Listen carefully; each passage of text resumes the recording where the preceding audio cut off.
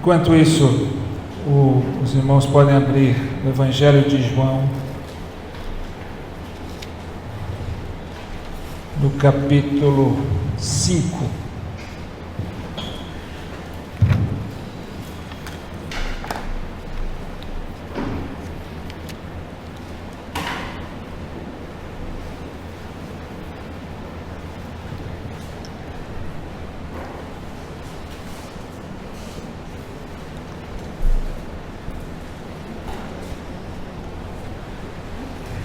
Evangelho de João, capítulo 5, do versículo 1 ao 15. João 5, do 1 ao 15. Diz assim a palavra de Deus: Passadas essas coisas, havia uma festa dos judeus e Jesus subiu para Jerusalém. Ora, existe ali, junto à porta das ovelhas, um tanque chamado em hebraico Betesda, o qual tem 5 pavilhões. Nestes jazia uma multidão de enfermos, cegos, coxos, paralíticos, esperando que se movesse a água. Porquanto um anjo descia em certo tempo agitando-a, e o primeiro que entrava no tanque, uma vez agitada a água, sarava de qualquer doença que tivesse.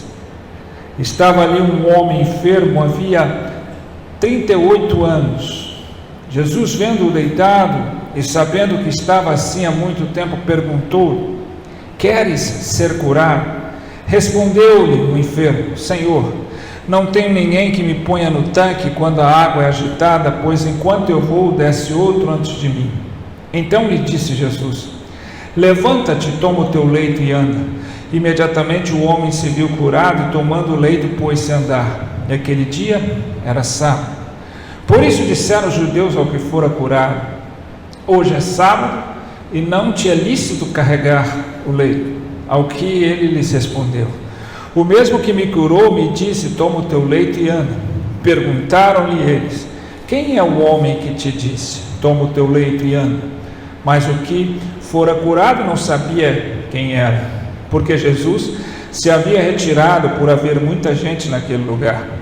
Mais tarde, Jesus o encontrou no templo e lhe disse: Olha que já estás curado, não peques mais, para que não te suceda coisa pior. O homem retirou-se e disse aos judeus que fora Jesus quem o havia curado. Amém? Vamos ter uma palavra de oração. Feche os teus olhos. Ó Deus, obrigado pela leitura da tua palavra, pelo privilégio e o livre acesso que temos a ela. Abre o nosso coração, o nosso entendimento, para que possamos receber a tua palavra e ela possa gerar frutos que glorifiquem o teu nome. Fala, Senhor. Fala conosco em nome de Jesus. Amém.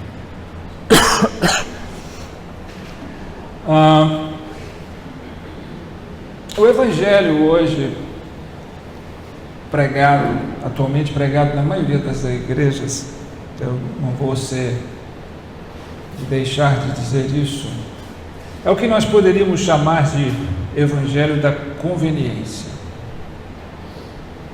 e não o Evangelho da consciência. O que eu digo por Evangelho da conveniência? É aquele Evangelho que está voltado para as circunstâncias das pessoas,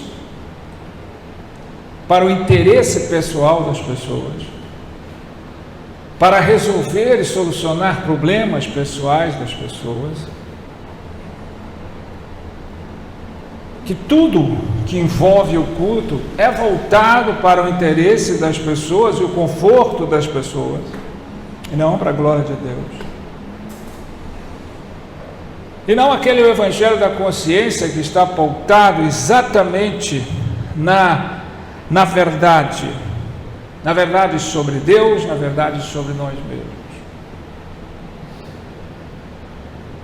Tanto é que o mais comum hoje é que as igrejas se adequem, sejam cada dia mais voltadas para o conforto das pessoas. As cadeiras têm que ser confortadas, ar-condicionado, telões, iluminação, mais escuro, mais claro, mais colorido, mais de um jeito, mais de outro.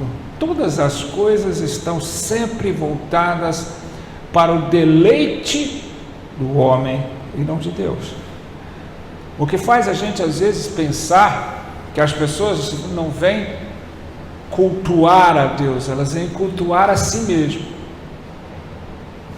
Elas vêm cultuar a sua vida.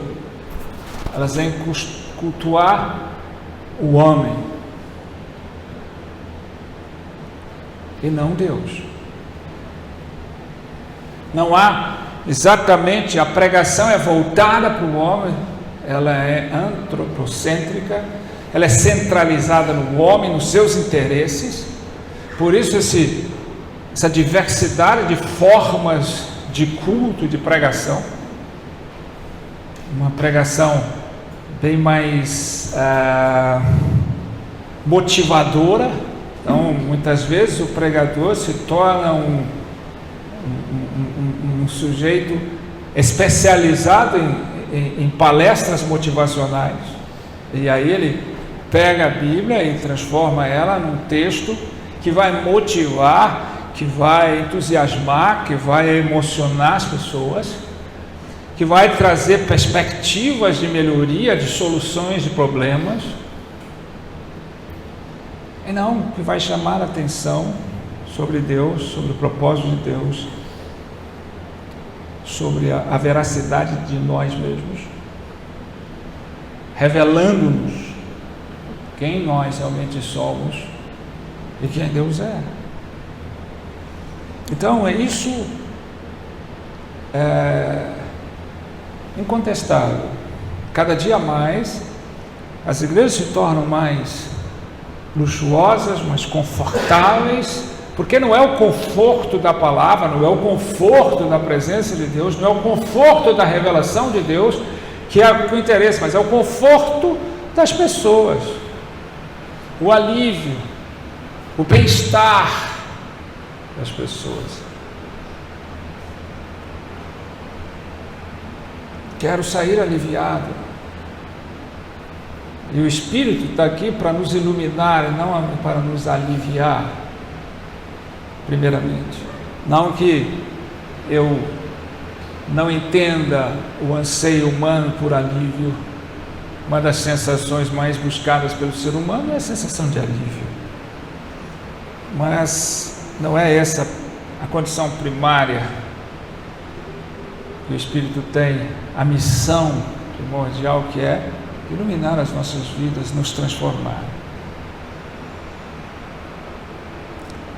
Por que eu estou dizendo isso? Porque você pega muitas vezes uma mensagem bíblica como essa, uma passagem bíblica, um texto bíblico como esse, e diante desse quadro de realidade que nós temos de conveniência, você só enxerga aquilo que lhe interessa, aquilo que é propício ao seu interesse e ao seu conforto pessoal. Então você olha e o que mais chama atenção aqui é o milagre.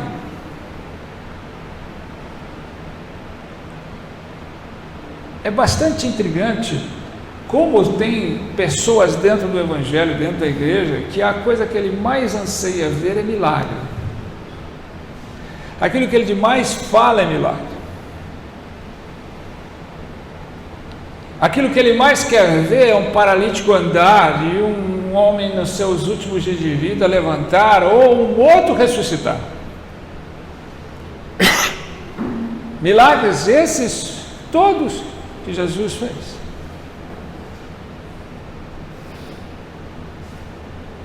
Então há um foco nisso, né? Há igrejas que fazem cultos de milagres. Nesses cultos provavelmente são bem mais cheios, a quantidade de pessoas é bem maior, porque o que a pessoa quer é o milagre. Nada contra você que é milagre, nada contra os milagres de Deus, pelo contrário. Deus é poderoso para mudar a vida, operar milagres. Mas esse texto não fala, o ponto principal desse texto não é o milagre de Jesus ter curado um enfermo, 38 anos sofria com a sua enfermidade. O ponto principal desse texto é o poder destruidor do pecado. O foco não é o milagre, mas é percebermos o que o pecado faz. O poder destruidor do pecado em nossas vidas, na humanidade. Por isso eu trouxe esse texto. A ênfase maior sempre foi no milagre. É sempre olhando o lado que mais nos interessa. Porque nós procuramos evitar falar de pecado hoje em dia, o que é um grande erro, porque eu não posso entender a grandiosidade de Deus sem compreender a imundície da minha vida. Eu não posso amar a Deus devidamente se eu não compreendo o tamanho do meu pecado. Jesus falou, um homem devia 50, o outro devia 500 e foi-lhes perdoados a dívida. Quem mais amou? Aquele que devia mais. Aquele que mais reconhece o seu pecado é aquele que mais vai valorizar o amor de Cristo. Por que a igreja não ama devidamente a Cristo como devia? Porque não reconhece devidamente o pecado da sua vida e o valor do sacrifício expiatório de Cristo. Quem mais pecou, mais amou.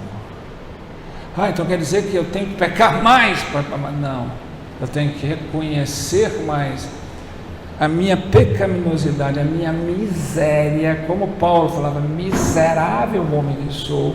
Aí sim, eu vou entender a grandiosidade do amor de Deus. E essa é uma dificuldade do ser humano. Uma autoavaliação e um reconhecimento de sua miséria, porque também não foi ensinado, porque também não é olhado para isso. Jesus veio ao mundo para salvar o seu povo dos pecados dele. Você pode ler isso em Mateus capítulo 1, versículo 21. Jesus não veio salvar o seu povo do inferno, ele veio salvar o seu povo do pecado deles. Do pecado. Ele levou sobre ele todos os nossos pecados. Todos os pecados daqueles por quem ele veio. Então, nós não valorizamos a salvação, não valorizamos o sacrifício vicário de Jesus, a não ser romanticamente, superficialmente, porque nós não fazemos uma autoavaliação do poder do pecado em nós.